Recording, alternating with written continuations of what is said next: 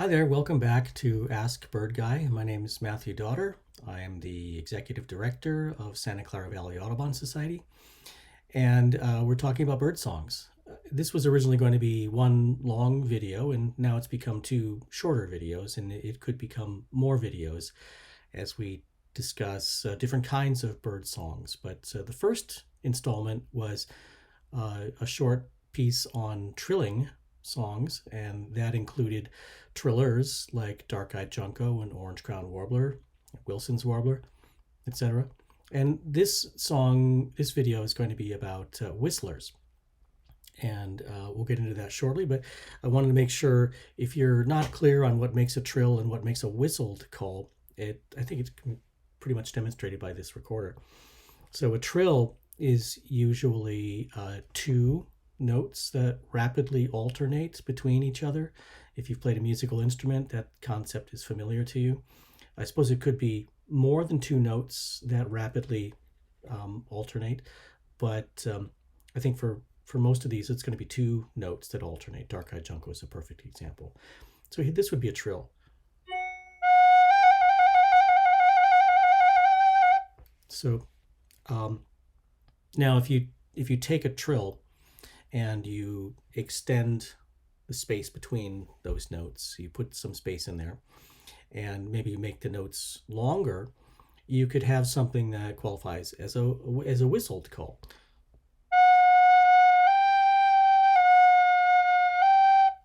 That's a very simple whistled call. But if we throw in some different notes,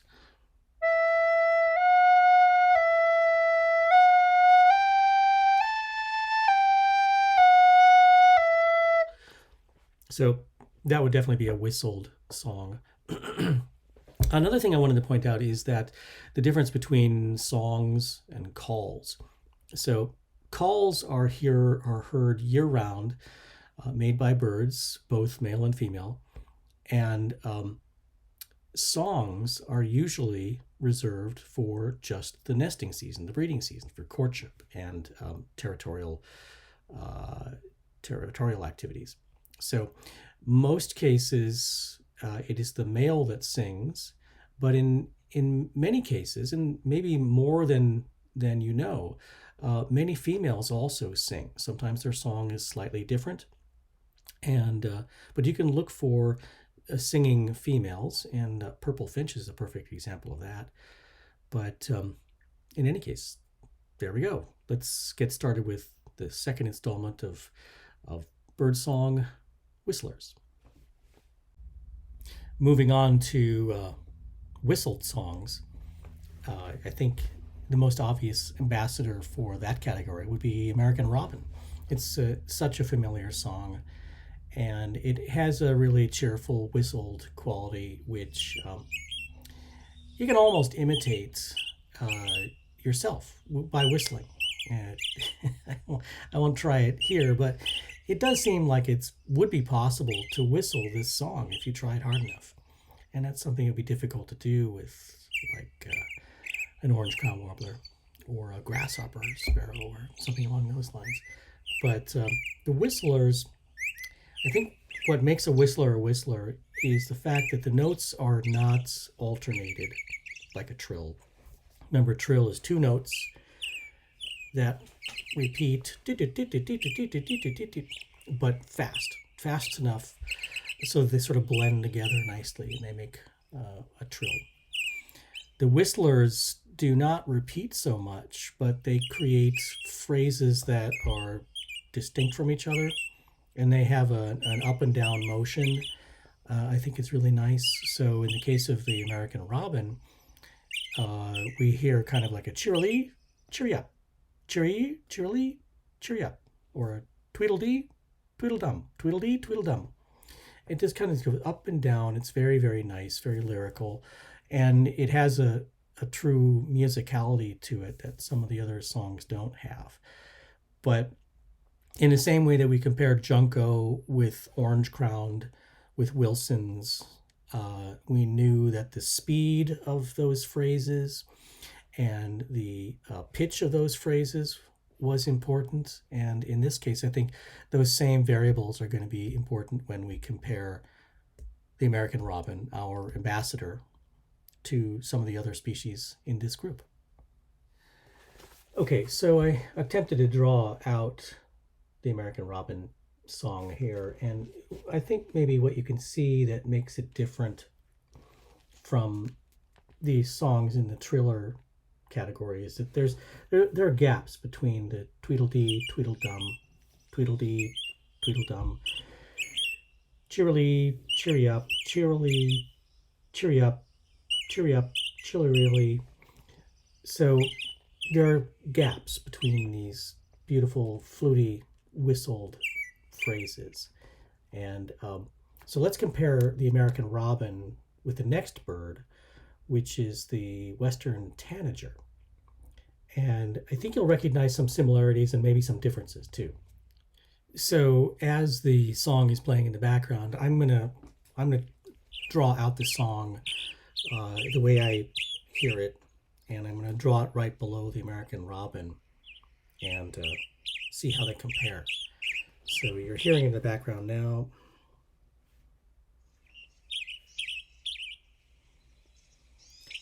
And I think it sounds quite a bit like the American robin. It's definitely the same sort of category, the whistling quality, but here I drew it below. So the American robin has these fairly clear whistled sounds, one after the other, with gaps in between.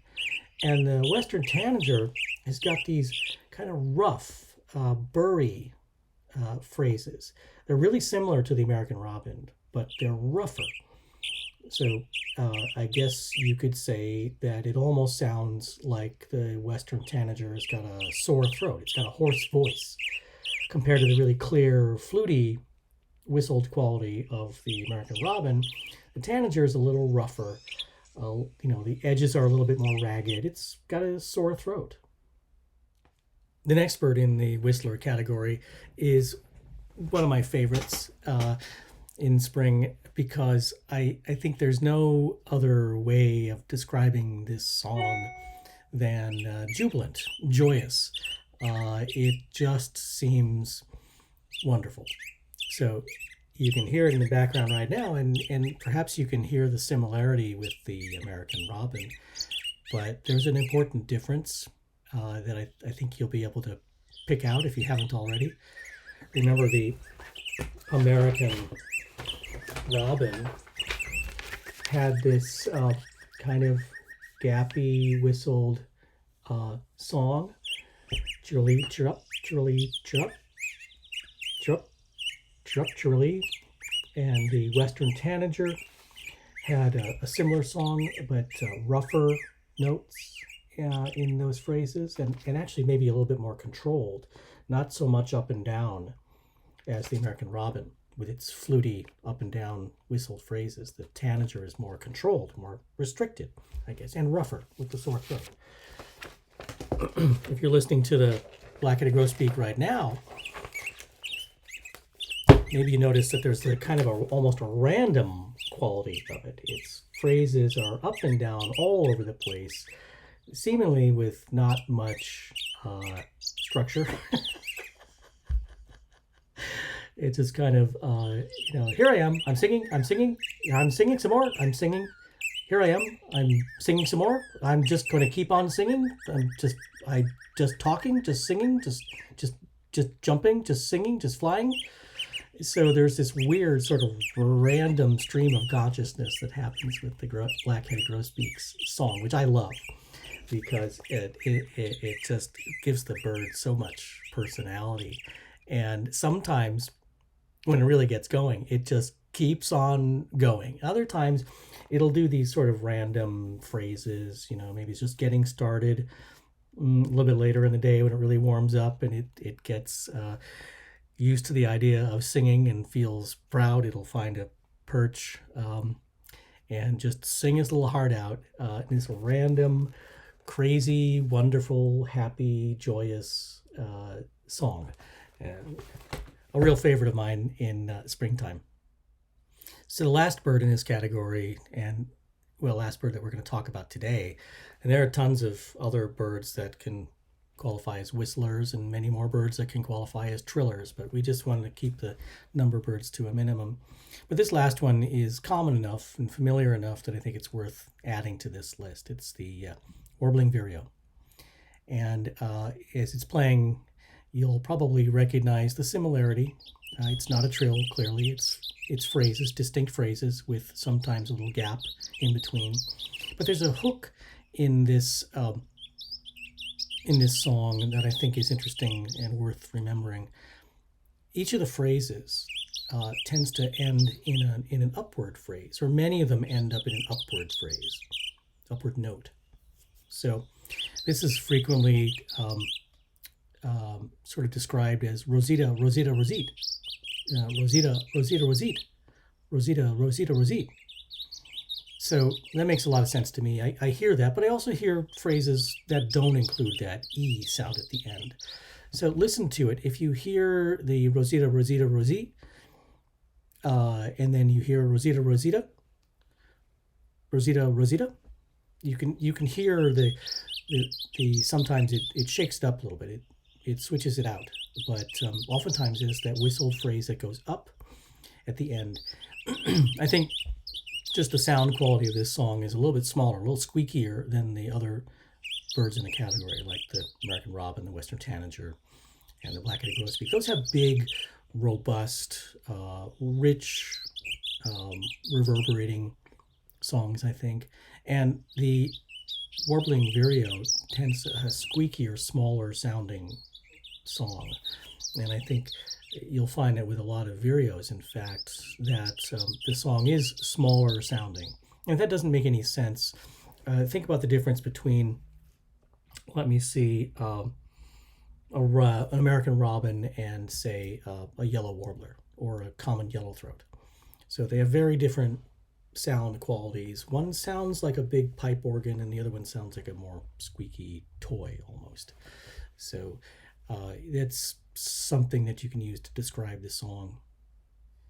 So I think that'll cover the songs that we talk about today, but obviously this is an endless topic.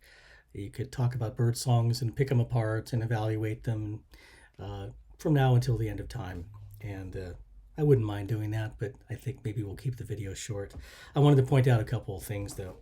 So we had two main categories. We had trillers and we had whistlers, and those are important distinctions when you hear a song that you're trying to learn. But I would say go a little bit farther.